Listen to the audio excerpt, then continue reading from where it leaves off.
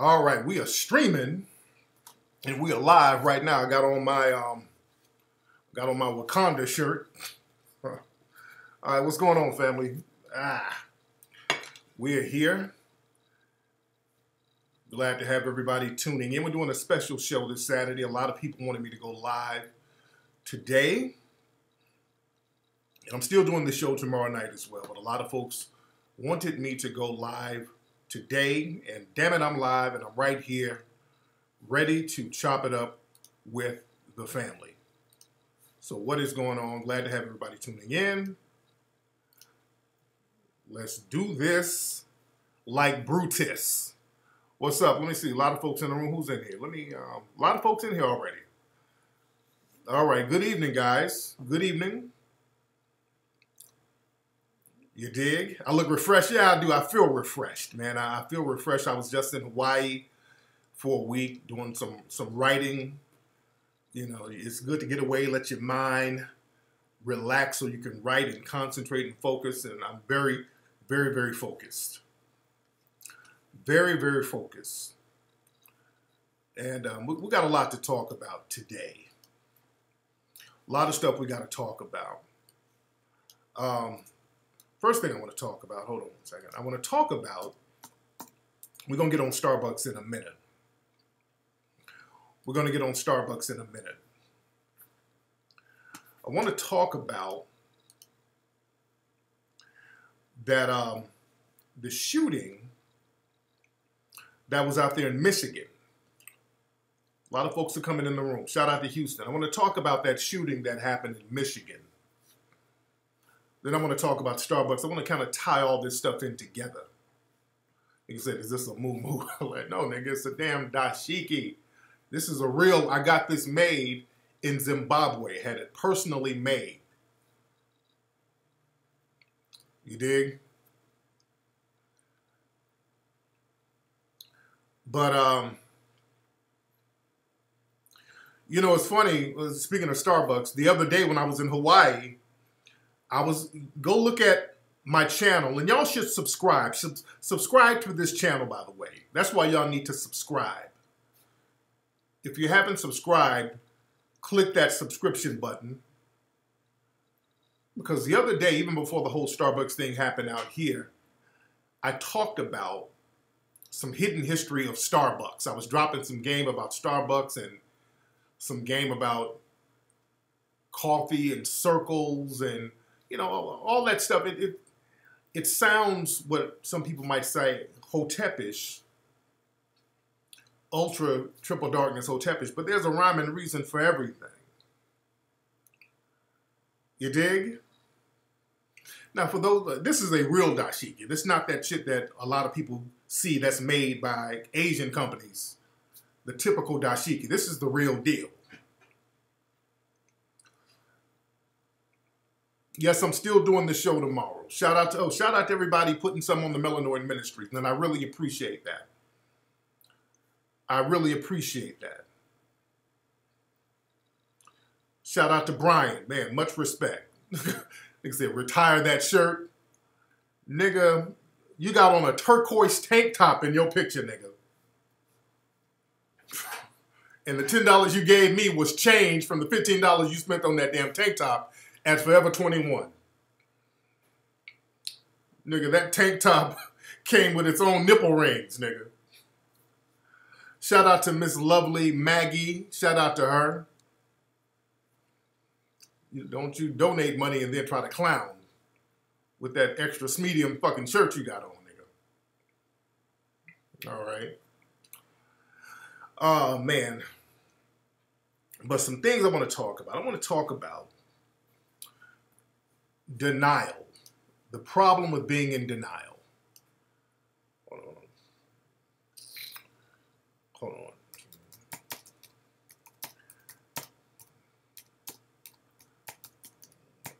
I want to talk about, now, we've been talking about this kid who was shot at in Michigan. Now, this kid, he's 14 years old. And he missed the bus going to school. And he ended up walking. He tried to walk to school. And this is the thing. A lot of kids, especially even my daughter, a lot of teenagers, because they don't pay attention to with the road and all this old stuff, you're so used to being driven somewhere and you're on your iPhone all the time, they don't have no sense of direction. They don't know how to get to point A to point B, which is a problem to a certain degree. There's a lot of kids like that. A lot of kids don't know how to get to point A to point B. And this kid, he missed the bus, so he had to walk to school. He got lost, and when he got lost, he had to go to somebody's house. But he went to one of his neighbor's homes, knocked on the door to try to get directions, and it was some white supremacists. And they got on white supremacist code. The white woman, the wife, started to pretend that the guy was breaking into the house, which she knew he wasn't, but that was them getting on code. Y'all listen to what I'm saying. Y'all, okay, we're trying to do the shirt jokes. Okay, I got it. But then we're talking some real shit now. Let's get deep. Let's get real. Let's get real. Let's get real. Let's get real for a second. So this kid knocked on the door. He's 14 years old. And the wife started yelling, "Why are you trying to break in my house? Why are you trying to break in my house?" Getting on code, because they knew they were probably being recorded by the Ring app. And I got the Ring app, and I'm going to talk about that in a minute. And the husband came down with the gun and just started blasting. The boy ran. The white supremacist male started shooting, and he missed. I think he shot multiple times, but he missed. And I think he missed because the gun was on safety. And where is this in Michigan? Is it Dearborn, Rochester? Where is it in Michigan? Where are my Michigan people?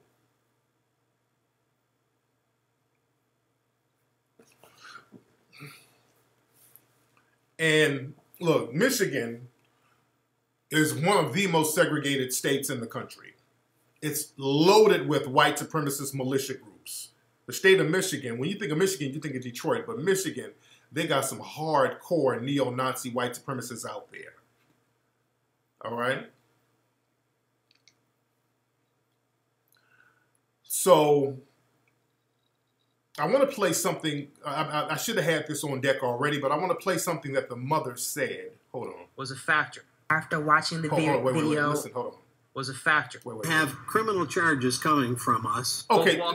Now, the guy, his name is Jeff. I forgot. What's the guy's name? The guy, the white supremacist male who shot at the little boy. His name is Brennan Walker. And there's some. They're forced to acknowledge that this was racial. The kid said something to the effect, well, my mom says, because he's a tall 14-year-old, my mom said, sometimes people mistake 14-year-olds for adults. Jeff Ziegler, that's his name. That's his name. So the boy said something like, well, my mom says they mistake 14-year-olds for adults sometime. That's some denial shit. And the mother basically had to be forced to look at it from the white supremacist racist standpoint that it is. Listen, hold on. And his mom believed race was a factor. After watching the video and hearing the wife say, "Why did these people choose my house?"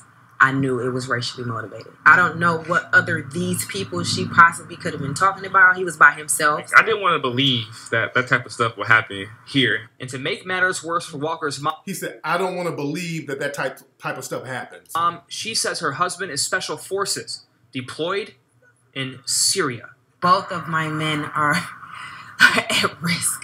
And they're both trying to do the right thing. So it's just like, what do you do? This one's fighting for the country. This one's trying to get an education. I was trying to find the part where the mother said, well, I didn't want to believe that it was racial, but after looking at the video, it was racial. So both of them, the son, I don't want to believe that this type of stuff happens. I don't want to believe that this is racial. Black people, I want y'all to listen to me. Denial is death. Don't be forced to have to deal with reality. Because the mom, if she had an out, she would have taken that out. She would have been on some, well, it would have been something else. She already tried to be on some, well, just because, I'm going to get on Devante Hart in a minute. Well, my son is tall. And I mean, we got this thing where we want to jump and be in denial about white supremacy. And after she looked at the video, it was this whole sad thing. Well, damn, it is racial. No, fuck that.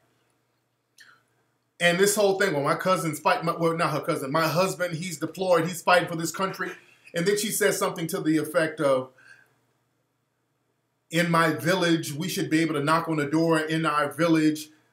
Man, if y'all don't, black people, I want you to listen. Black parents. She's talking about her village and all this. As our sister, Dr. Welsing, says, white supremacy is a circle. In that system, they have all types of things to maintain that circle within the circle in the system. We are perpetually outside that circle. We are the victims of that circle. We got to get off this thing just because we live in proximity to the white supremacists is that we're somehow a part of their community based on class. See, we get this thing where we're part of the middle class or upper class. No. There is no class system within the system of white supremacy. You have white supremacy, victims of white supremacy. You're in the victim class. I want y'all to really get that. Black people, you are in the victim class of the white supremacist circle. Ain't no middle class. See, they'll try to run that game on you, especially the white supremacists and coons. Remember when the coon Jason Whitlock was on ESPN talking about LeBron James? LeBron James said that people spray paint in his house. He was like, man, I'm glad my family is safe from that type of racism. And the fat-ass Jason Whitlock, what, safe from what, spray paint? Racism is a poor people's problem. And a lot of y'all want to believe that coon talk. A lot of you want to believe that coon talk. That it's just the poor ones. It's not the middle class ones. It's not the upper class black people. It's the poor Negro. So you think, okay, well, I ain't poor. I'm educated. I'm going to school. So it's not going to affect me. So we got this thing, but we want to be in denial about. Yes, Jason Whitlock said that with his big old jolly chunky ass. He said that. It don't matter how much money you have or don't have, you still in the system of white supremacy. Now, this white supremacist who shot at this child, he's out of jail now. They gave him that little low-ball ass $50,000 bond for attempted murder. So they're going to probably try to say it was assault. That was attempted murder. They tried to kill that child. Do you understand what I'm saying? They wanted to murder that child. They wanted to kill him dead. They wanted to kill him. The kid said he was a child. He said, hey, I'm trying to go to school. I'm lost. I go to school. So they knew it was a kid. They knew it was a goddamn kid. They knew it was a kid, but this was their opportunity to come up. Listen. The white supremacist male, he's already out of jail. This dude just got an attempted murder rap. He just tried to kill somebody. He's out of jail right now. $50,000 bond. He's a working class white supremacist who just tried to murder somebody and got a $50,000 bond, had to put 10% of that up. He's out right now. He's out. Remember the guy who shot that teen down in Texas? It was this honor student down in Texas, this little boy. He was a student, honor roll student, smart as a whip. He went to a party, white supremacist race soldier came and blew his brains out. That white supremacist in Texas, he's at home right now. He's at home free right now. You understand? This white supremacist tried to kill somebody, tried to kill a kid, and he's out on bond right now. And they're about to let him go. All that retired firefighter shit. And look at the way they describe him. When they start in the media, they do their part. They kept referring to him as a homeowner. Not like murder suspect. Notice that. See, when it's us, when it's black folks, criminal, drug dealer, somebody with some weed, you get arrested for weed, drug user, gunman, suspected thief. With this white supremacist male, I have yet to hear the word suspected murderer, suspected criminal. They keep referring to him as a homeowner. So you know they're already on code. They keep referring to his ass as a homeowner. Right there, they're on code. Now, they tried to murder that kid. Understand that. Now, he got $50,000 bond, and Negroes want to sit up here and be in denial talking about a class issue. Meek Mill, ain't he a millionaire? Meek Mill is in jail now with no bail for popping a wheelie. Meek Mill was popping wheelies on a damn motorcycle. He's in jail right now. Zero bail. And all these people out there in Philly, these team owners are getting up there, talking to him and all that. They could get Meek Mill out of jail. Meek Mill can get, if them white supremacists in Philadelphia wanted Meek Mill out of jail, he would be out of jail. There's a rumor that he's getting out of jail on Monday. He ain't getting out of jail on Monday. And just because they put that Negro Bedouin judge up there, she's controlled by white money. Don't get it twisted. She's controlled by white paper. Because let that same judge lock a cop up and don't let him out with no bail. You'll see who's running the show then. You'll see all these little groups pop up, and she'll be up out of office in a week. Let her give a cop no bail. Her ass will be out of office in a week. They have all types of secret little charges, just like they did our brother Olu Stevens down there in Kentucky. He's a black judge. He shuts down white supremacy. They got all these little secret groups that has these disciplinary meetings and hearings on this brother. You dig? Don't let them fool you. Look at Bill Cosby. This case with Bill Cosby is a damn circus. You had Janice Dickinson, a little drug addict Janice Dickinson, on the stand lying. She admitted she lied. She's on the stand, and they got Tom Mesereau as his attorney. And they got her to admit on the stand that in her book she lied about Bill Cosby to get a paycheck. I mean, she lied. She's like, well, I wasn't under oath when I wrote the book, so I'm under oath now. I was lying then, but I'm telling the truth now. I mean, it's just zero credibility there. Zero. You dig? Cosby is half a billionaire. They're treating him like the average everyday Negro. You understand? But black people being in this state of denial, you're going to have to stop that. Somebody, okay, come on, Mr. Montgomery, ban Mr. Montgomery. You ought ban him. Mr. Montgomery, ban him. We're talking real shit right now. We got some white supremacists in the room bullshitting. We're trying to talk some real shit right now. But the thing is, they wanted to murder that kid. They were going to kill him, and they were going to cash out. They were going to kill that kid, and they were going to cash the fuck out. Black people, and I've said this before, you cannot have your children walking around in the streets. Black people, listen. I'm going to keep saying it. I've said it many times before. You cannot have your children walking around in the streets, unfortunately. You can't. You can't have your kids walking home and all that shit. You can't. That's just what it is. You can't. Black people are being targeted. You can be in denial about that shit all you want to be. Especially if you live in a mixed race neighborhood. Especially if you live... See, the thing is, black folks, you think just because you done moved into a so-called mixed race or middle-class neighborhood, you think, well, I ain't in the ghetto, so I'm safe. You don't understand the kind of danger you're in. When I drive around out here in the valley, I live in the San Fernando Valley, and I see black children walking around, I get nervous. I'm like, who the fuck kid is that walking around out here? Black people got this thing where you want to be in denial about what's really happening. Black folks, denial ain't going to help you. Denial is death. Denial is just like the boy's mother here. It's like, I didn't want to believe it was about race, but after hearing her, yeah, I think it's about race. What the fuck you mean you don't want to believe it? You better believe it. See, y'all, a lot of folks, this is the thing. Y'all think, well, we're going to let Tariq talk the race stuff. We're going to be over here partying and smoking and drinking and turning up, and Tariq will talk all that race stuff. We'll leave it up to him. He'll be the race dude. No, it don't work like that. We all are victims of white supremacy. We're all in potential danger. It ain't just me. Y'all better get off that.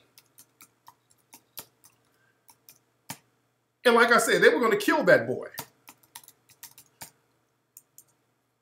They were going to kill him, and they were going to be the next Zimmermans. They were about to get donations and all that shit for killing that boy. And these white supremacists, they're deputized. They've all been deputized. But black folks, when you walk around, when you are walking around, black people have to understand that white supremacists, they are just dying to call a race soldier on you or kill you themselves. The white supremacists are sitting around waiting on a reason to kill you, and they go for soft targets. They love going for soft targets. Now, if they would have killed that boy, luckily he lived. If that little boy in Michigan was killed, you know what they were going to say? He tried to break into the house. See, when you're dead, they can put anything on you. What they would have done, if they would have killed that boy, the media would have came in, found some of his pictures on Instagram, found different color clothes. If he had on red, they would have said he was a blood. If he did his hand in any kind of signal, they would have said he was a gang member. Oh, they would have had all their shit ready. Oh, he would have been part of the MS-13, the Bloods, the Crips. He would have been a sophisticated burglar. They would have had everything waiting and ready to tarnish that dead child.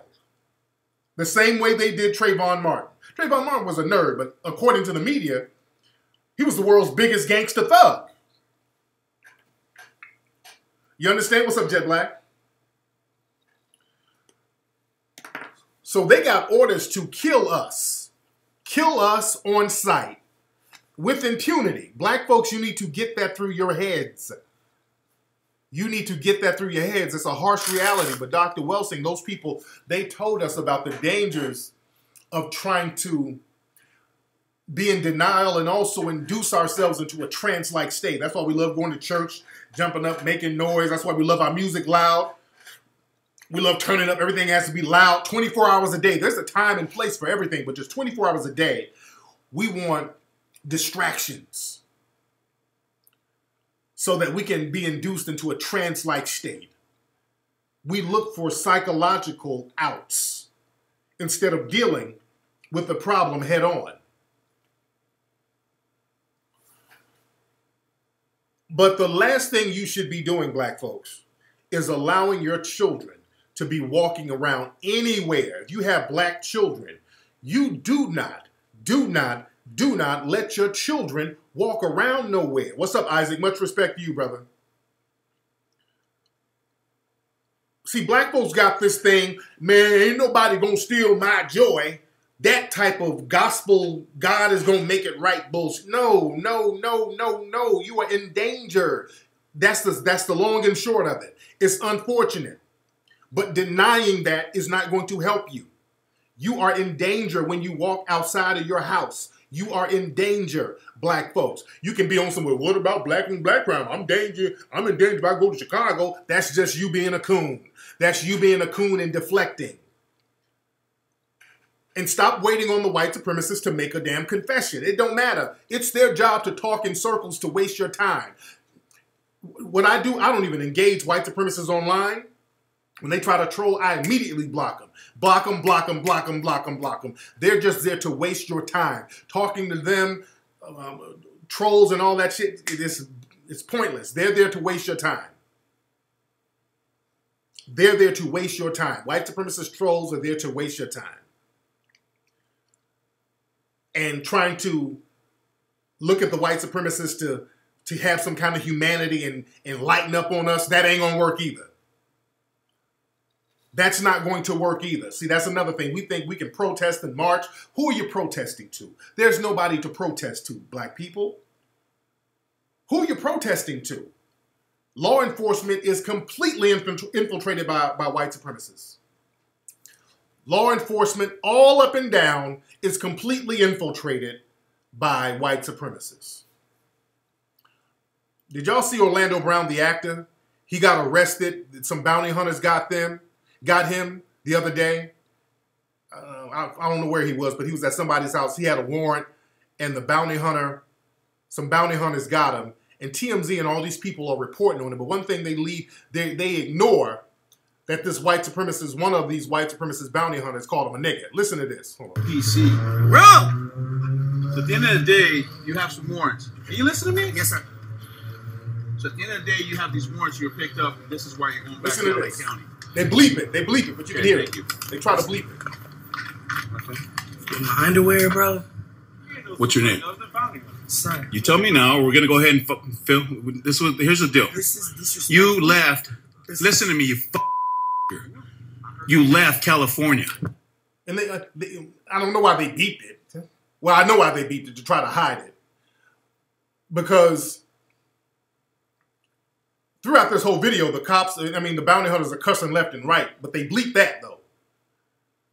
And they try to act like he didn't say nothing. He said, "You fucking nigger." And Orlando Brown looked like, damn. These are bounty hunters, race soldier bounty hunters. That bold. You know, Dog the Bounty Hunter, that type of racist. Who, if you see Dog the Bounty Hunter, you have every human right to protect yourself against that white supremacist. You have a human right to protect yourself against white supremacist race soldiers like Dog the Bounty Hunter, who's going to punish you for being born the wrong color. You got every human right to protect yourself from a white supremacist terrorist bounty hunter. Don't get it twisted. You are not under no moral obligation to let a white supremacist terrorist harm you because they think you were born the wrong color. And that's what they do when they call you nigger. That's them punishing you for being born the wrong color. You dig? You have every right, God's given right, to protect yourself from a white supremacist race soldier. You do. We were born the correct color, but in a system of white supremacy, they have determined that you were born the wrong color. Under a system of white supremacy, they have determined, and unfortunately, they're running the show right now, but they've determined that you were born the wrong color. So you can be all types of niggers and they can punish you for being born the wrong color. And you have every God-given right to protect yourself from white supremacist terrorists. You just understand that.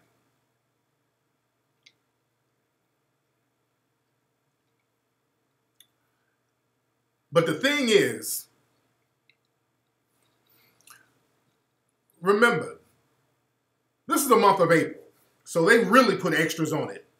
And they're about to have a real big white supremacist march down in Georgia somewhere. I think on the 21st, that's Hitler's birthday. But again, this goes beyond just the month of March. I mean, white supremacy is a 24-hour-a-day thing. Systematic white supremacy is a 24-hour-a-day thing. But black people, we cannot be in denial about these children. Thank Christopher Ellis. Much respect, brother. Much respect. He said you didn't get a live alert. Y'all need to subscribe so that you can get a live alert. Y'all click all the buttons here. Some people said they didn't get a live alert. Y'all subscribe right now so y'all can see when I'm live on here. Y'all click these buttons and so y'all can see when I'm live on here. Man.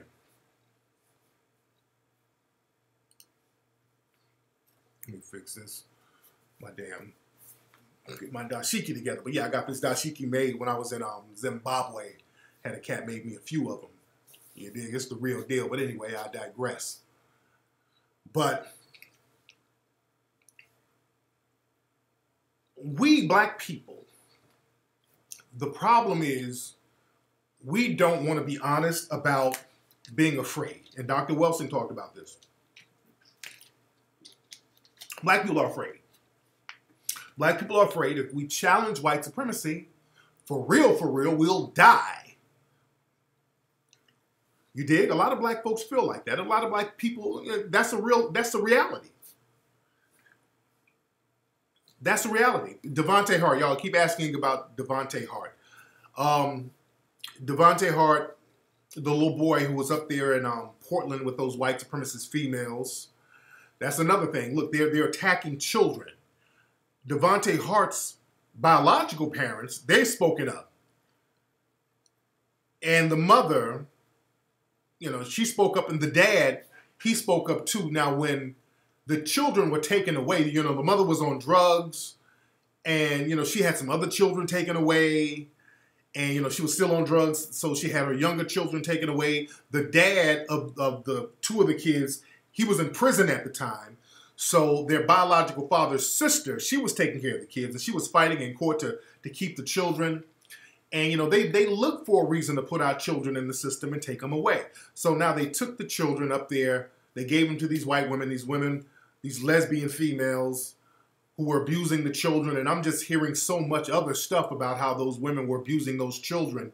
One of the girls, the teenage girl, she jumped out of the window, like a 2-story window, and went to the neighbor's house saying that my moms are racist and they're beating me.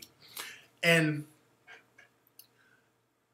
this is another white supremacist code. Now all this stuff is coming out about these demonic white supremacist lesbians who are beating these children. And you know why all of this stuff is coming out? It's because they're dead. The white supremacists, they stay on code until the death. The white supremacists, they stay on code until the death. The only way they'll start telling on people is when the people die. So now the person can't be punished. They're already dead. So now they're gonna tell everything now. Well, the children did say the mom was racist. Well, the children did say the mom was starving them. Well, the children did say the mom was beating them. Now you can't punish them. The women are already dead. Now you doing the right thing. You get the fuck out of here. White supremacists are slick as hell. They knew all this stuff was going on with them babies, and they weren't saying nothing. They knew all this stuff was going on, and they were really dragging ass about it. White supremacists are very good at that. They'll wait till your racist granddad die and then tell all his secrets. I was looking at some documentary. It was a black lady back in the 60s. She went to some little bullshit hick town somewhere, and they raped her and killed her. And some chick waited till her granddad died. And they shout out to DJ Dr. Wait, hold on, somebody gave 200. What's up, Dr. Q? Dr. SNQ? Fight back. We must learn everything we can about racism. Much respect, Dr. SN. Shout out to Dr. SNQ. My man gave 200. I respect that. But this lady,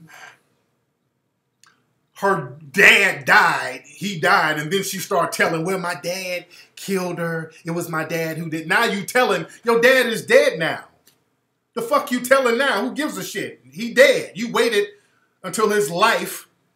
He lived a full life, and now you telling. But they stay on code and then try to do the right thing once somebody died.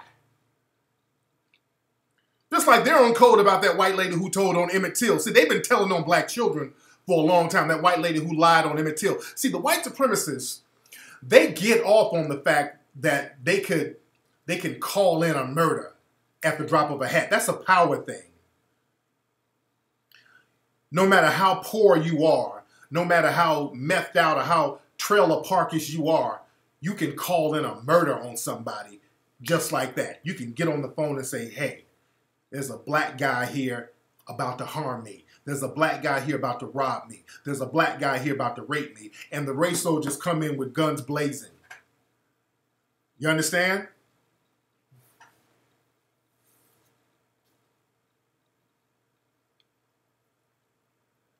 But the thing is, with the Hart kids, the white supremacist females were beating on these kids. The neighbors are now saying that the kids were complaining that the women were racist. So they were running their own plantation over there. They were running their own plantation over there. And this is, let me say this to black people, black folks, black parents. Y'all got to get off the fucking drug shit. We're going to have to get off that bullshit. Black folks, you're going to have to put the pipe down. Black people, all this getting high and that's some shit we're going to have to stop. We don't have the luxury to be all high and drunk and turned up. We don't have that luxury. We need soldiers out here, and we need to be clear. We need to know what's going on so we can raise soldiers. We need to be focused and clear. We need to get off these fucking narcotics. You notice when people post, I see this a lot on like World Star and even Instagram. A lot of times, this people will post up these black women who are on drugs, dancing around and doing something crazy. You know, being comical. There was something where this one crackhead sister was dancing to that Jacquees song. And if you notice, if you look at my Instagram or any of my social media, I don't put up videos of black female drug addicts. There's nothing funny about that to me. I'm going to say that again. There's nothing funny about seeing a sister on crack, or I don't give a fuck if she's doing something goofy. That's just not funny to me. There's nothing funny about that to me. And I don't share those videos. People send them to me all the time. And you notice I never post that shit up. I never post it up. It's just not funny to me seeing black women on drugs. Because listen, when I came out to LA, I lived in a crack house before. I lived in a crack house. And a good friend of mine at the time, this was back in the day when I was a kid. When I came out here, I was a teen. And I had to stay at my homie's crib. And his mother was a drug addict, but she was like a substitute mother to me. You dig? And I saw how drugs affect families. I saw it. Especially when a woman is on drugs. I saw how drugs affect entire families if the mother's on the narcotic. So see, that shit is never funny to me. Seeing sisters on drugs. It's just not funny to me. You know, because I know that's somebody's mother. I grew up in the 80s, in the crack era, seeing, you know, all of my friends, especially out here in LA, we were raising ourselves. Me and my friends, you know, my mother wasn't on the pipe. My mother was now in Alabama. But when I came out here, all my friends, we were raising ourselves. You know, we hanging out, and the homie's mom is out there on the pipe, and we are getting money to feed the family. We're getting money to pay light bills and shit. You understand? That shit ain't funny to me. Because I know the consequences of that. It's just not funny to me. I know how that affects families. That's nothing to laugh at. Now, there's some crackhead niggas out here who are funny. But when women on crack, there's nothing funny about that, because I know a whole family is destroyed by that. And black men and women, we're going to have to get off the damn pipe for our own survival. See, we got this thing again. We get on the pipe, we want to get high and, you know, zone out into another world so we can feel better about being in a system of white supremacy. Understand. And it's the white supremacists who will introduce the narcotics. And just like Neely Fuller said, they'll do a little bit with you, but they know how to do just enough to not let it completely destroy them. And understand, they always, when they're about to wipe out a race of people, they know how to get them high first. They know how to get them high first. Shout out to my man, you putting some real money on it, man, Dr. SMQ. Much respect, brother. Much respect. I love it. But But the thing is, just like the Native Americans, they got the Native Americans high and drunk, gave them that fire water. They got them Native Americans drunk as shit before they start wiping them out. The opioid, the opium with the Chinese, the British took over, getting everybody on that damn opium. You dig? Dr. Sin is a real one. Much respect to Dr. Sin. But we got to stop letting them introduce that narcotic to us. We talked about that in one of the Hidden Colors, how heroin was introduced. They started introducing heroin to the black areas. And heroin, a lot of that was introduced by white jazz guys. They would come in and like, I do jazz too. Hey, try this. Cocaine. You know, a lot of black folks were introduced, especially musicians. Remember, Ike Turner, he started getting on cocaine because of Elvis. He said Elvis got him on cocaine. You dig? Because, see, we're already a people who are not systematically healthy. See, the white supremacists, they can take hits like that because they have a healthy system of white supremacy that's healthy for them. But we're already an unhealthy people socially. You dig? We're already unhealthy socially. So when you introduce some narcotics, that just devastates you. We don't need that. Just like crack and all that is introduced. It's like when I had Freeway Rick on the show. You paying me to read your comments? Okay, hey, Dr. Sin, what's your comments? Let me know what you're talking about. I'm here. I'm here to read your comments, Dr. Sin. Hold on, let me read some of Dr. Sin's comments. Hold on one second. Dr. Sin, hold on. Dr. Sin is from Richmond. He's questioning them with logic. Mr. Fuller and Dr. Wilson said, question them, follow the logic. Absolutely. Absolutely. Question them is the way to fight back. We must learn everything we can about what racism is and how it works. Absolutely. And that's the thing, Dr. Sin. A lot of us, we don't want to know. A lot of black folks don't want to know. You want to be in denial about it. And black folks, you're going to have to stop being in denial. We're going to have to stop being in denial. I saw a video of this police chief. Hold on, let me see if I can find the audio of it. But this was very interesting what he said. Hold on.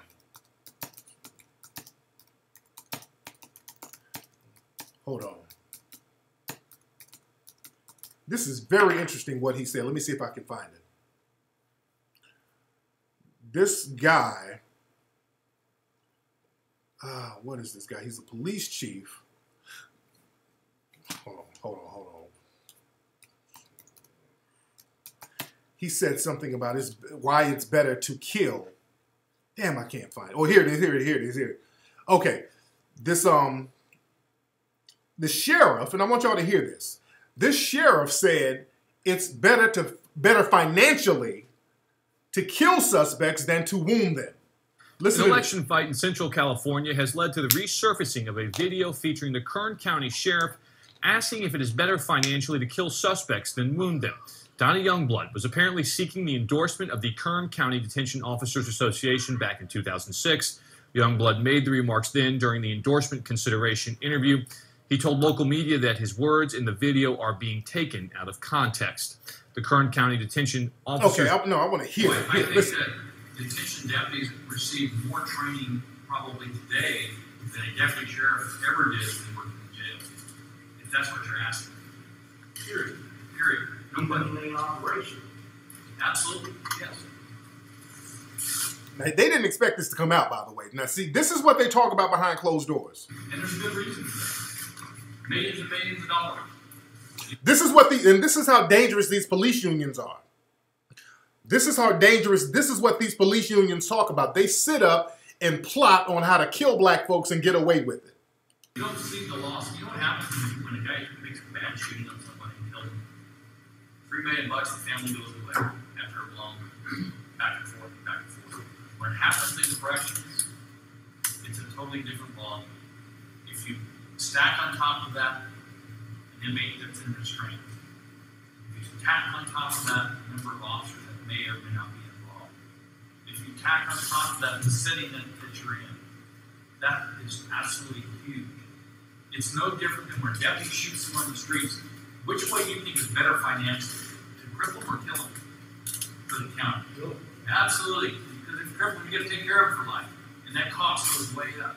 He said, what is it better to cripple them or kill them? Somebody in the audience said, kill them. That's right. I know the sound was kind of janky. This is them talking about us. This is like the Nazis. They're sitting up talking about it's better to kill us. They're plotting on killing us. Barsman, ban him. We got white supremacist trolls in here. So this is them talking about killing us. If you cripple them, you got to pay to take care of them. You got to pay this, and it depends on how many officers involved. You got to pay this. So financially, you kill them, give the family $3 million, they go away. You heard that part? That was very important. Who dropped 500? Okay. But he said, you kill them, give the family $3 million, and they go away. And that's exactly what they do. And I talk about that all the time. They give these black families a couple of $1 million, a little bullshit $1 million or two. Then all of a sudden, ain't no racism. All of a sudden, you get Devante Hart dancing around. Well, race, it ain't about racism. Then niggas start bucking their eyes. And what they do, they get donations from all over the place. They start getting donations everywhere, so they'll make that little $3 million right back up. They'll recoup that. What's up, Isaac Richardson? Shout out to Isaac Richardson. But Dr. Sin is representing tonight. Dr. Sin is representing. Dr. Sin dropped 500. Much respect to Dr. Sin. Dr. Sin is making it rain. Dr. Sin respects the Melanoid Ministries and the lessons that we're getting. Dr. Sin is a real one.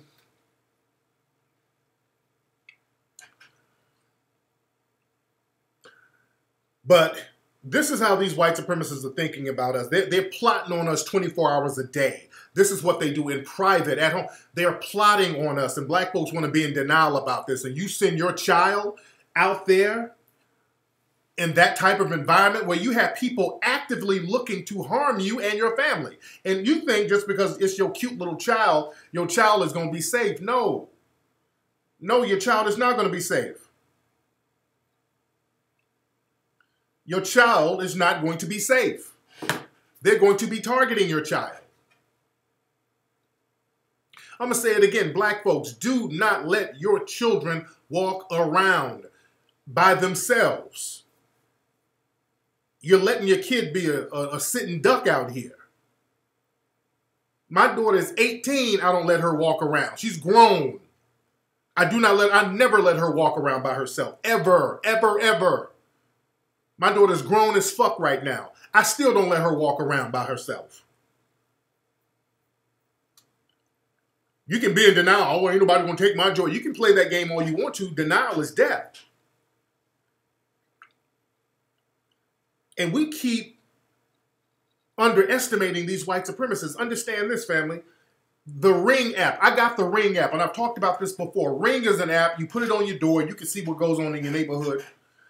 And all day, these white supremacists sit up here watching black people. Any black person who comes into a mixed neighborhood or whatever, they hop on the Ring app. I get alerts. And it could be a Girl Scout. It's like a Girl Scout can go knock on somebody's door and they're like, there's somebody suspicious at my door. I see them do it every day on the Ring app. So I know how fucked up these people are. They sit up here fantasizing about harming black people. We don't get that. Black folks, black folks don't want to believe that. Black folks, I don't know why y'all don't want to believe that. And then you act shocked when it happens. Understand this, I'm going to say it again, black people. If you go somewhere where there's predominantly white people, most likely they're calling the authorities on you for some reason or another, or they're contacting each other. They go on alert. The minute you show up, one person, the minute you show up, they're on alert. When you show up, especially by yourself, if you're in a group, definitely a group, but when you're by yourself, they're looking for reasons to justify harming you. Shout out to Michael Watts. Shout out to my man Mike Watts, put $100 on the Illinois Ministries. But when you show up somewhere, they're on the phone, making up lies about you. Black folks y'all don't want to get that. And a lot of times the cops don't act, but sometimes they do. But the police is being called on you all the time, black people. That's a reality that a lot of y'all might not want to accept. When you show up somewhere, people are on their Ring apps and their phones or their social media, whatever. Hey, there's a suspicious guy here. He's pretending to be a Jehovah's Witness. I think he's pretending to be a Jehovah's Witness, but I think he's casing out my car. They're looking for reasons to justify you, to harming you. Because that's part of white supremacist culture.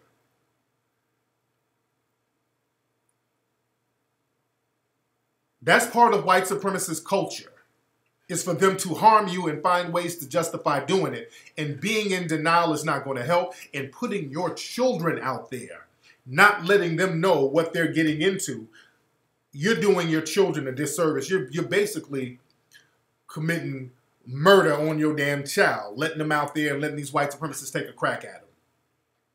Shout out to Jeffrey Jones. Fort Wayne, Louisiana. Your dad was shot, murdered by police. You're his son, you spoke out. Jeffrey Jones Sr., Fort Wayne, Indiana. Somebody give me a link on that. I got to check into that. And when they kill your children, they can make up any story about your child. And nobody's going to help you. Like Tamir Rice, the police was called on him for playing in the park. They showed up, guns blazing, lied. The cop didn't get punished. They're not going to get punished for harming you. You're in a complete white supremacist system of violence right now. I don't know why black folks don't take this seriously. I don't know why black folks don't take this threat seriously. Now, today, everybody's talking about Starbucks. In Philadelphia, perfect example of what I'm talking about. 2 black men went to a Starbucks in Philadelphia. They were sitting there waiting on somebody. They were going to have a meeting at Starbucks, which is what everybody does at Starbucks. Starbucks is a meeting place. People go there to meet all the time. People be in Starbucks for 8-9 hours a damn day. These brothers were in Starbucks. One of the employees there called the police on them. They were the only black people in there. The police came, started harassing the brothers, and arrested them. Arrested them for trespassing. You're trespassing in Starbucks. And don't they have a black, I haven't seen the press conference, but I heard the police chief or commissioner, he came out. Ain't he black? And don't y'all have a black police commissioner or police chief in Philly? He came out and said, from what I understand, what I read, he said, well, the cops didn't do anything wrong. We got a call from Starbucks saying that they didn't want them in there, and we had to come and file trespassing charges or some shit like that. Just making up shit. And Starbucks gave a half-ass apology. And that's another thing. They put, you notice in all of these cities where there's this white supremacist terrorism by race soldiers, you notice they always got a black chief of police. And black chief of police don't mean shit. Yes, he's a coon. Y'all got a lot of coons out there in Philly who's in the judicial system.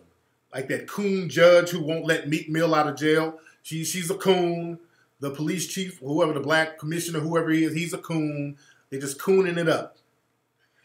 And what's his name? What's the commissioner's name out there in what's his name? Oh yeah, the Kai Gurley, that coon prosecutor who his cooning died, made him die. He died of cooning. He got coon cancer. That's how much of the Ogun spirit got his ass. Where's my daughter going?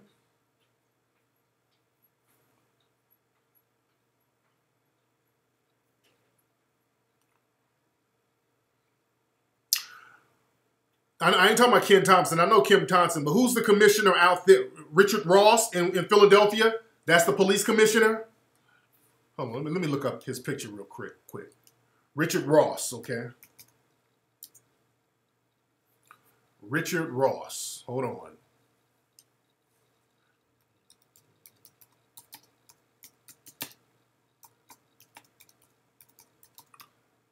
Hold on. He's the deputy commissioner, Philadelphia Police Commissioner, Richard Ross. Okay, let me look him up real quick. Okay, yeah. His eyes are bucking. Okay, he's the police commissioner, so he's the head coon in charge. Okay, so they put these coons, and Richard Ross, if you're listening, Richard Ross, while you up here cooning for these white supremacist police unions, and understand, Philadelphia, they got card-carrying neo-Nazis on the force. And I pointed this out on my Instagram and Twitter. There was a white supremacist with Nazi tattoos and the whole nine who's still on the force out there. But Richard Ross, and I know you might be listening because a lot of people in office, especially out there, they listen. While you buck dancing for these unions, hassling these brothers, and they got you out there as the coon, understand, if you were to kill somebody, especially somebody white, Mr. Richard Ross, do you think that they would be buck dancing for you? Do you think they'll cover your little black ass? Do you think they'll be covering for you the way you covering for them?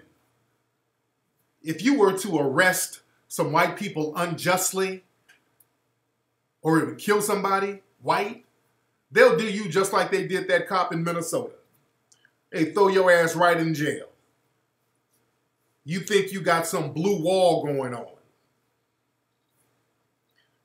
Ain't no blue wall. Y'all black cops got to get off that blue wall coon shit. It ain't no blue wall for you, Negro. It's a white wall, and it's called white supremacy. Ain't no blue wall for you. The hell you up here holding the water for these white supremacist unions? Sambo.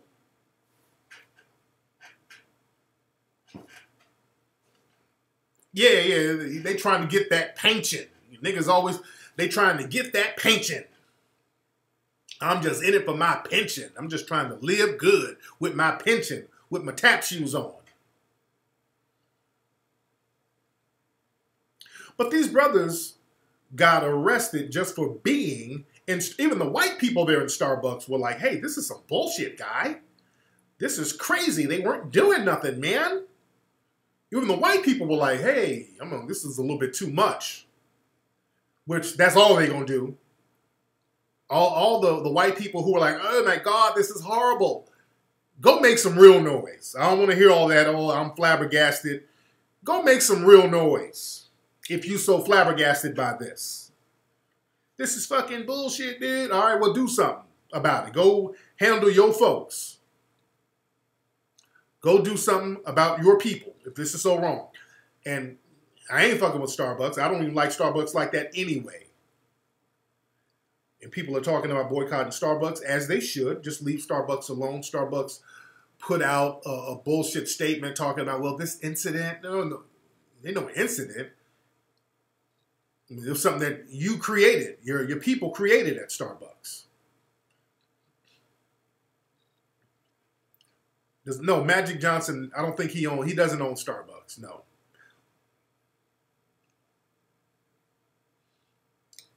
But the thing is, right now, they're going 100% full Nazi.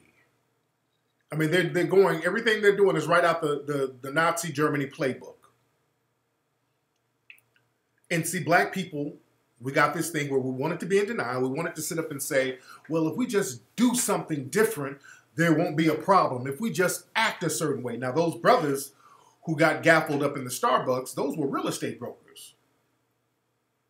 These were real estate brokers. So if I just got an education, if I just acted right, if you just walk like you're supposed to walk, if you dress right, you won't have no problem. If you say yes, sir, no, sir, it won't be no problem. We got this whole thing where we want to dance around and find a comfortable place in a Nazi system.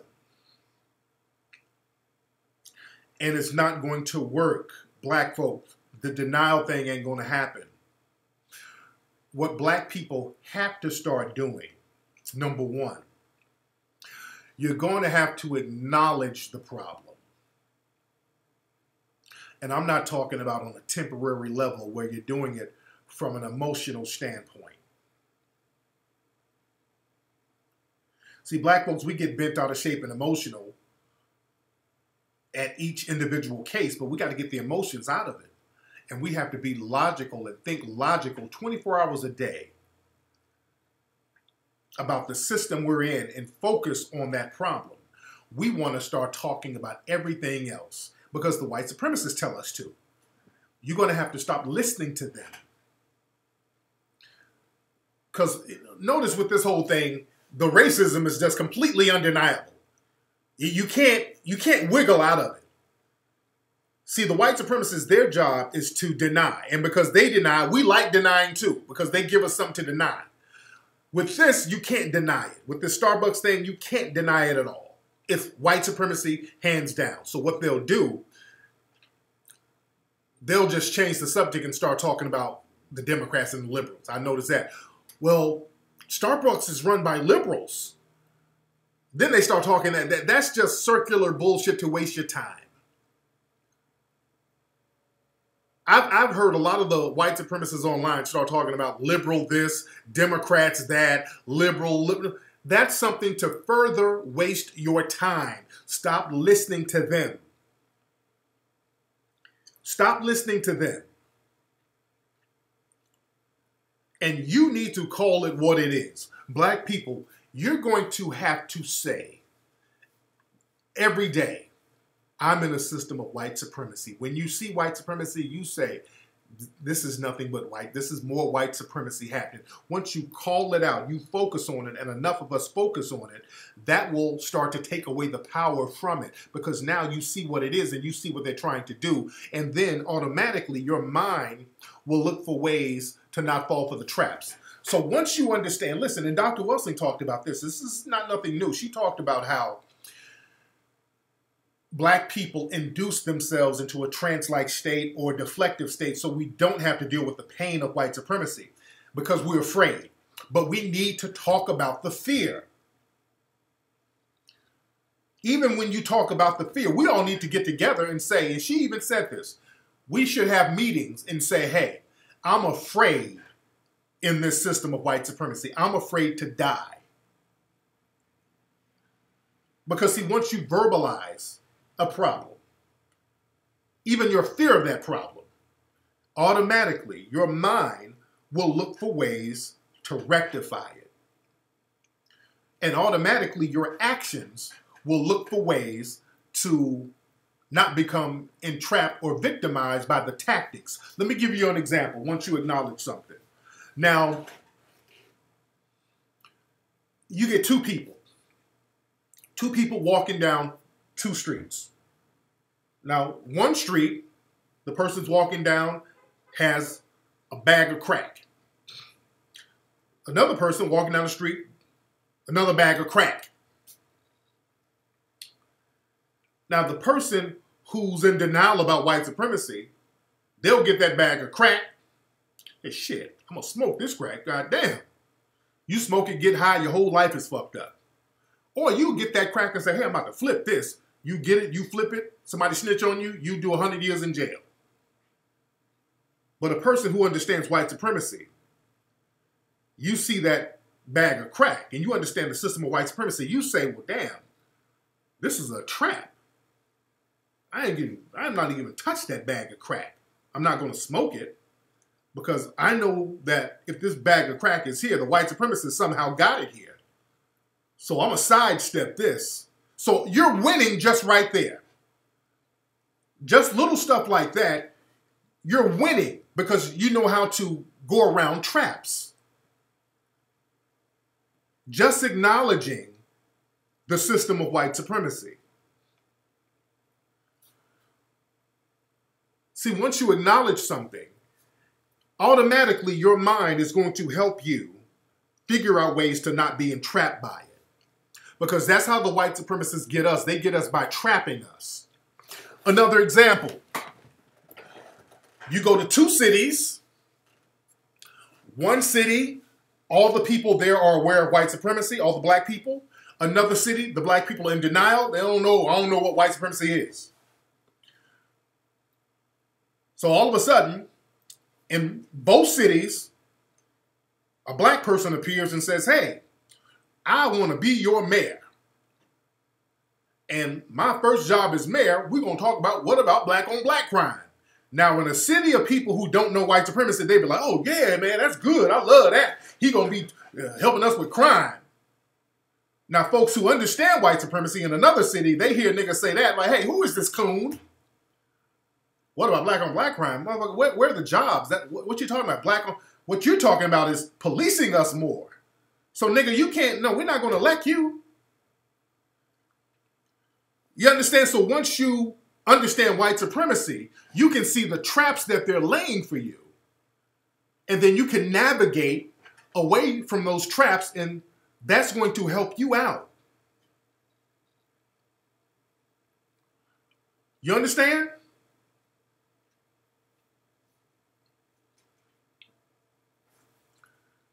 See, we got to stop falling for the traps. And you fall for the traps by understanding and acknowledging white supremacy. And you're going to have to acknowledge it every day, even your fears of it. Even your fears of it.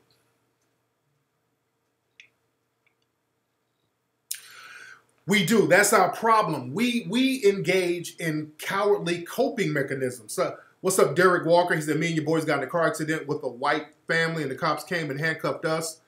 The white family said they hit the parked car. They searched the car, no drugs, no warrant. Oh, yeah.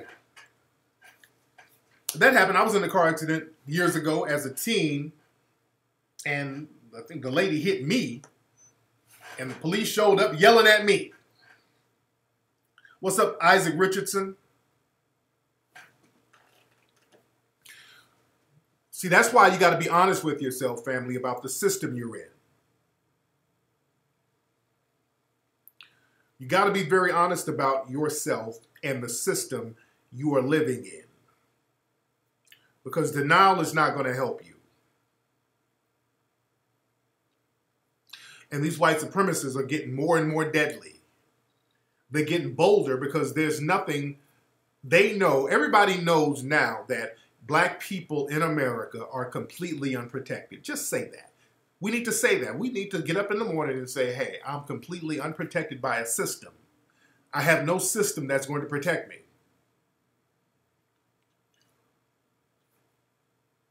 You need to say that. I have a system. I don't have a system that's going to protect me. There is no system in place that's going to protect me. I can't call no big brother. I can't call no police officer. I can't call the FBI. The FBI is infiltrated by law enforcement. What's up, man? I'm about to say they're done, but hell no. What you looking for?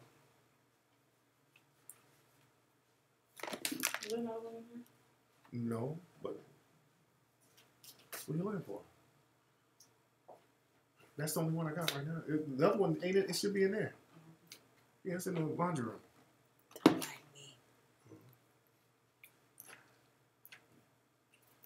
What the boys doing?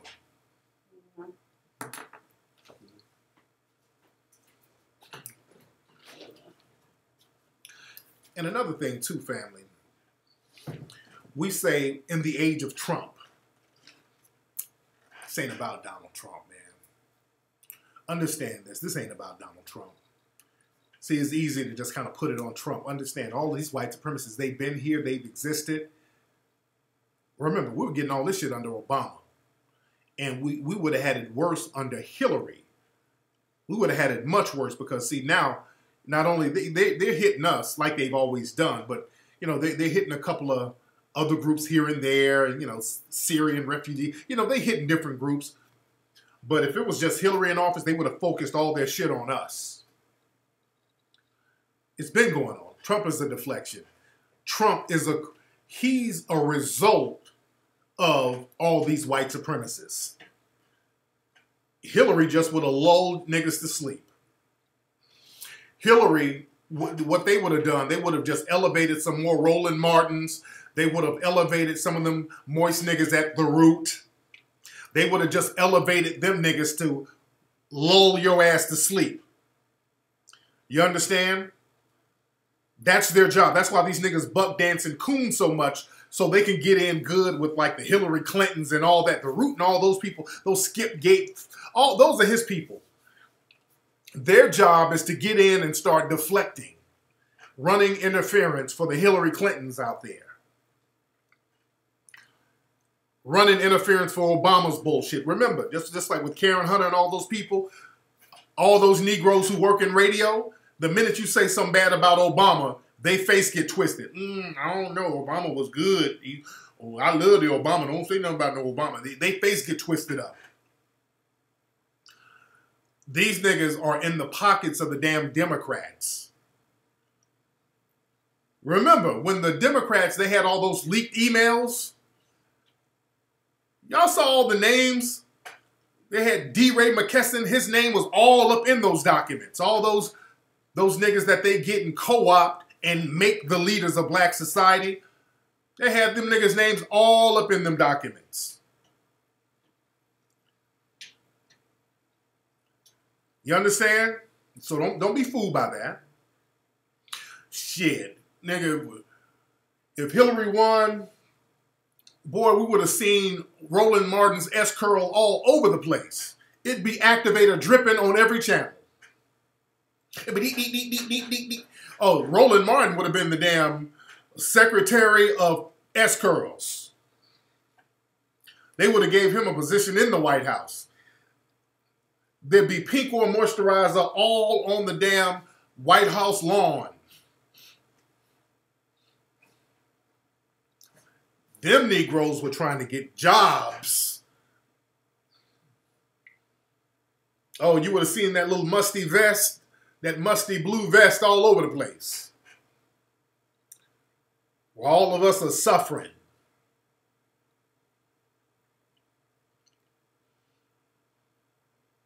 You dig? So don't trip on just Trump, because this, even without Trump, these white supremacists are still here.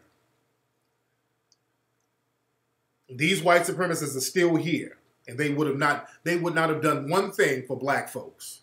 Thank you very much, Adina. Like my top, got this made in Africa. Well, like I was saying, black folks, black people, we just got to be real. Let's stop being afraid. Like I said, we need to get together and just say, hey, I'm afraid. We're afraid of white supremacy. There's nothing wrong with being afraid. Once you acknowledge that you're afraid of something, you'll come up with ways to rectify that fear. But we need to call it for what it is. I want everybody, look at this. Hey, let me see. Look at Mateo got his hair braided. Huh? Oh, I'm going to see. I'll be there in a minute.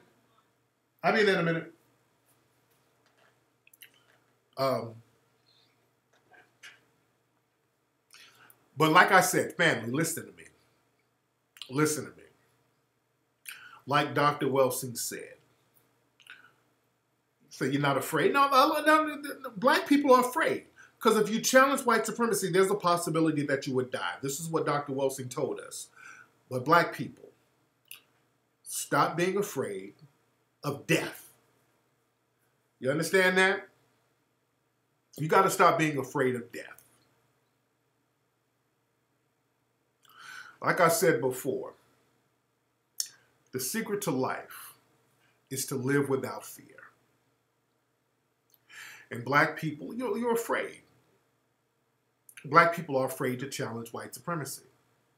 Black people won't even acknowledge it. See, when niggas start talking about all this other stuff, no, it ain't white supremacy, nigga. We the real Israelites. We start talking that bullshit. We start talking about everything else except what the real problem is, because now you feel that you cannot do anything about the problem of white supremacy. But that's God's mission for us, to replace that system of white supremacy. The Institute for Counter-Racism Science, P.O. Box 1734, Vallejo, California, 94590. I'm going to have to get those white supremacist classes going. Because Dr. Welsing, she mentioned that years ago. We need to have white supremacy classes, and I'm going to do, and y'all know I've been talking about that for the longest. I just haven't had time. But that's something that I'm going to do. Also, what I'm going to do, I'm going to get a Facebook group, because a lot of us are still on Facebook, for the 300 people.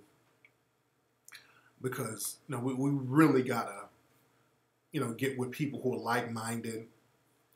You know, because right now we got people in the room trolling and all that. But shout out to the people who gave to the Melanoid Ministry. See, these are the people that we need to be, so you reach your limit and won't let you pay more. Damn it.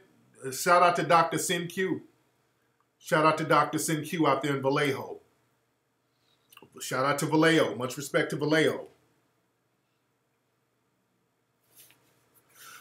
But understand, black people, it's nothing that you can do. We've been on this thing about we just need to do something. Ain't nothing you can do. You've already done wrong. Your crime was being the wrong color in a system of white supremacy. There's nothing you can do that will make them, your oppressors, change that.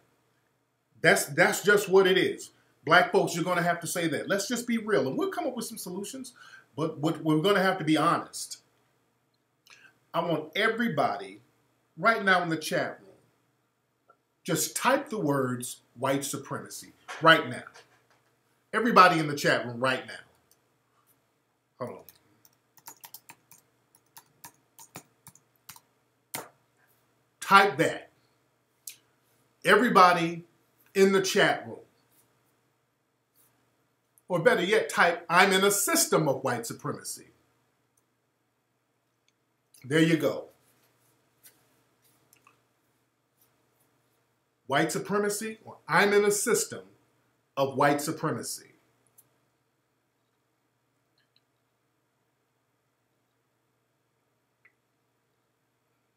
Because a lot of times when you write it down or type it out, that physical manifestation of it makes it more real. Once you get it on out there, you get it out, you type it, you acknowledge that I'm in a system of white supremacy.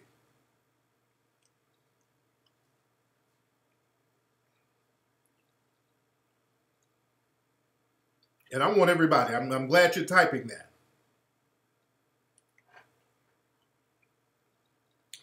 Now, this is important. I want you to type, I'm going to do everything I can to replace the system of white supremacy with justice. We're making that commitment. I'm going to do everything I can to replace the system of white supremacy with justice.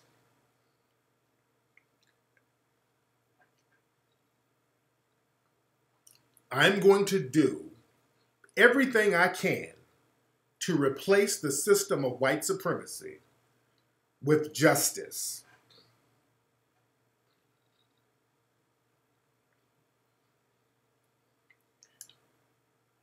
I want y'all to type that. I'm going to do everything I can to replace the system of white supremacy with justice. We're going to make it real. You're going to make a commitment.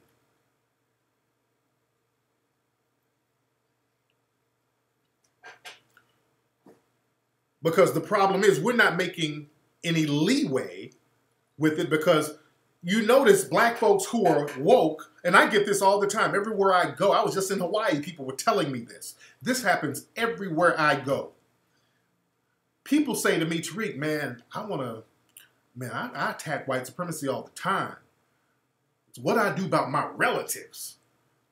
Man, what do I do about my family? Man, my family, I got a bunch of coons in the family. You understand? You got coons in your own family who ain't even acknowledging white supremacy. They talking about something else. You talk about white supremacy, them niggas start bucking their eyes. We talking real talk tonight. You know this. When you are awakened and you want to challenge white supremacy, you say this to the average Negro in your family, their eyes start bucking. What you talking about? Man, ain't no white supremacy, nigga. I got me a Cadillac. Man, I got my lady some weeds.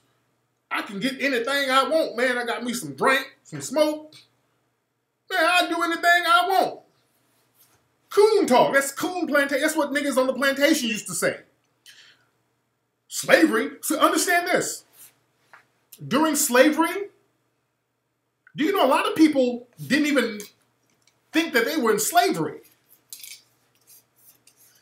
I want y'all to understand this. Y'all need to read some of the slave narratives from the 1930s. Dude, some of these people didn't even think they were in slavery. There were some people who were awakened and who were like, man, I wanted to get off that plantation. But other people, when they talked to them, other former slaves, they were like, well, shit, slavery, they were family. Those were the good old days. Man, we had it made. I mean, I've read shit like that from niggas. I'm like, wow. Man, when Oz got sick, masters take care of me. I was well fed. Master fed me good. I had to pay no rent.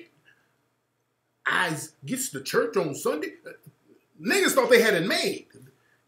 They fucked them mentally so much that they were like, this is normal. When you grow up in that, is what's slavery?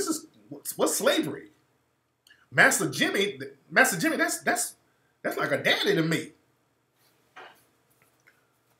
Fast forward now. What's that football player, Tomlinson? Hold on. What's his name, Tomlinson?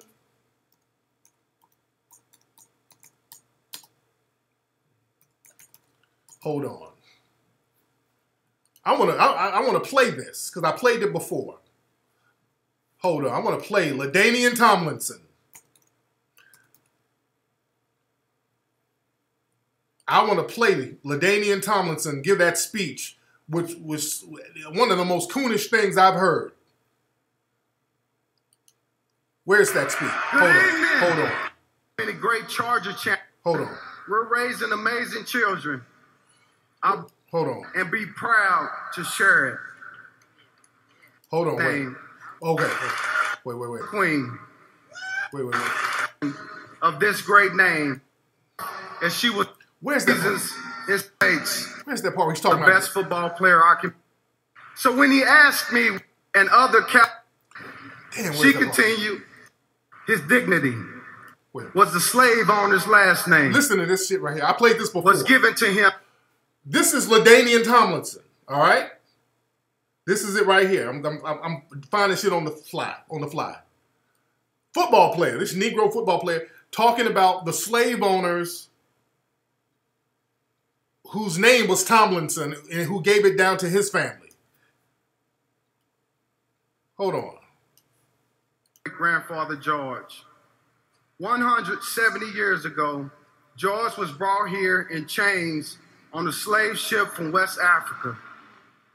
His last name, Tomlinson, was given to him by the man who owned him. Tomlinson was the slave owner's last name. What extraordinary courage it must have taken for him to rebuild his life after the life he was born to was stolen. How did he reclaim his identity, his dignity, when he had no freedom to choose for himself? I grew up on the land of a former slave plantation. And although I didn't know this as a child, it is where my great-great-great-grandfather tilled the soil. A few years ago... Now, he grew up on a plantation, basically. He's saying he grew up on a slave plantation. I visited that same plantation in Central Texas with my family and stood in the slave quarters where he lived. It's now named Tomlinson Hill.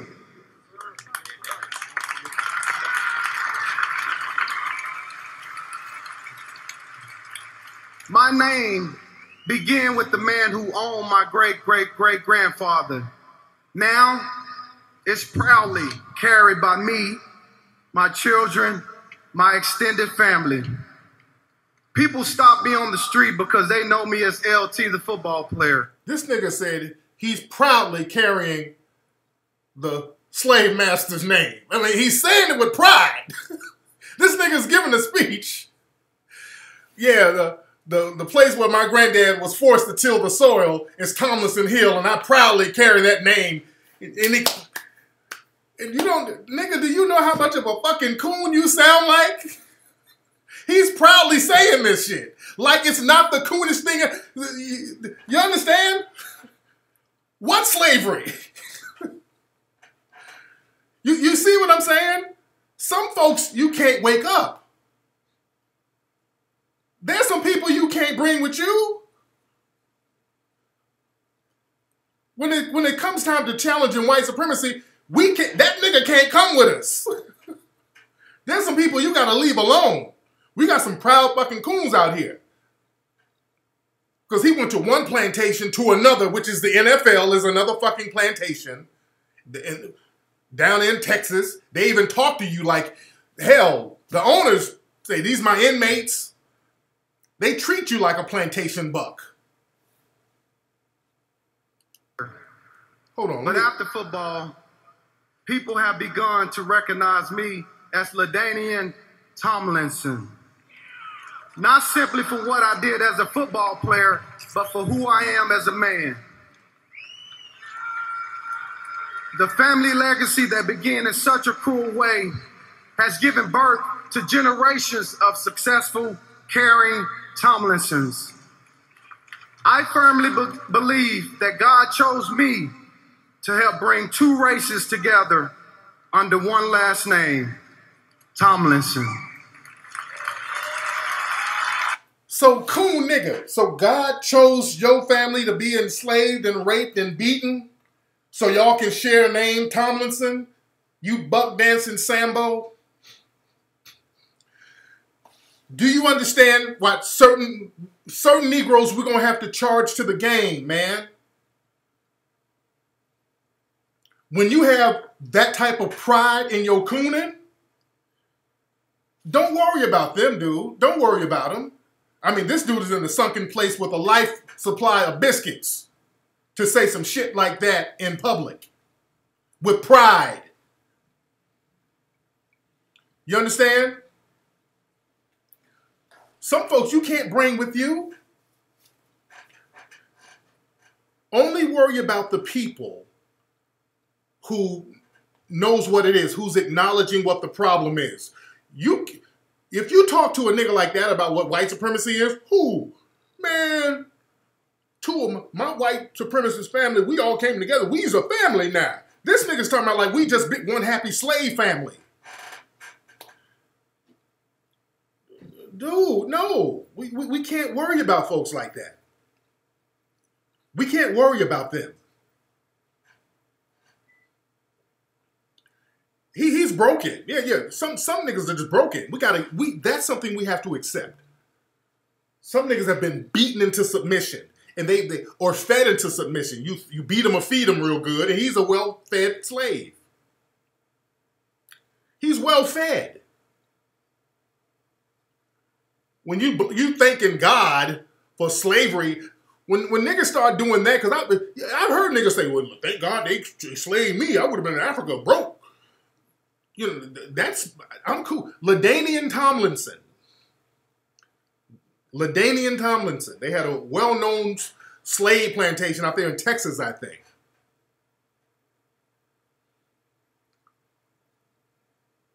You dig?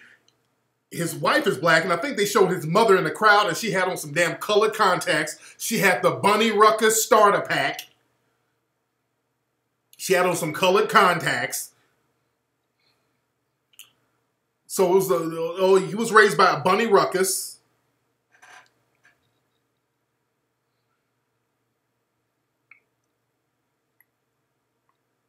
So we can't bring some of these Negroes with us, man. We got to... Jerry Rice, don't even get started on him. But we got to understand, there's Negroes out there who think that, okay, I'm just going to conform and I got it made. I'm going to be a good plantation buck and I got it made. I'm in the NFL. Everything is going to be cool with me. I got it going on. I got it. And you see what happened to Michael Bennett. You understand? They don't care about you having no money. They don't care about you being an athlete. When they want to pin something on you, they can do it. If a white woman decides to say you raped her, even though it's been proven to be a lie, well, we're going to suspend you. What's that one player? I can't think of his name.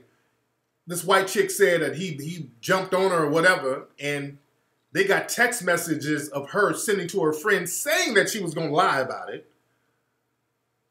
And they suspended him anyway. You think just because you're an athlete, you get up here and coon for these folks? Ezekiel Elliott, that's him, yeah. Ezekiel Elliott. Yeah, he was getting a little too frisky with the white women. What they were really punishing him for, he was out at Mardi Gras somewhere. He was playing with some white girl's titties. That's what they were really punishing him for.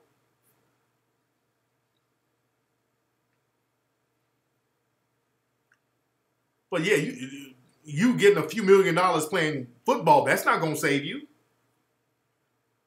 That's not going to save you at all. But we got to be real, family. We got to be very real. We got to be honest. We got to stop being in denial about what's happening with us. Okay, let me get up out of here, man. I got to go in here with the family. Man, we had a great conversation tonight. Oh, yeah, OJ tried to diss Colin, and oh, Lord, OJ. OJ is trying his damnness. Oh, poor OJ. You dig? Because, you know, they didn't try to frame OJ with that murder, which he didn't commit. And, you know, OJ is a certified coon. He didn't commit those murders, but that doesn't mean he's still not a certified coon. Anyway, let me get up out of here, man. Go to 1804movie.com. Hey, thank Thomas Leckie, man. Shout out to Dr. Sin. Shout out to everybody who contributed to the Melanoid Ministries, man. I really appreciate that. Much respect to you. Everybody subscribe to this channel. I'm going to be on again 7 o'clock tomorrow night. We're going to chop up some more good game as usual. Go in here and kick it with the family. My family hadn't seen me in a week, so I got to really chop it up with them. But I wanted to chop it up with you guys about the stuff that was going on. What's up, Pink Toes? I see you, Pink Toes. You like the shirt? Yeah, I got this shirt in Zimbabwe. Yes, we had a great conversation tonight. Yo, get all the Hidden Colors. Hidden Colors 1, 2, 3, and 4. Hidden Colors 1, 2, 3, and 4. Get that Dr. Sin Made It Rain. Yes, indeed. Black Races. The Coon Train is real. Why is your name Black Races? And why'd you give $2, nigga? All right, y'all. I'm going to talk to y'all tomorrow night, man.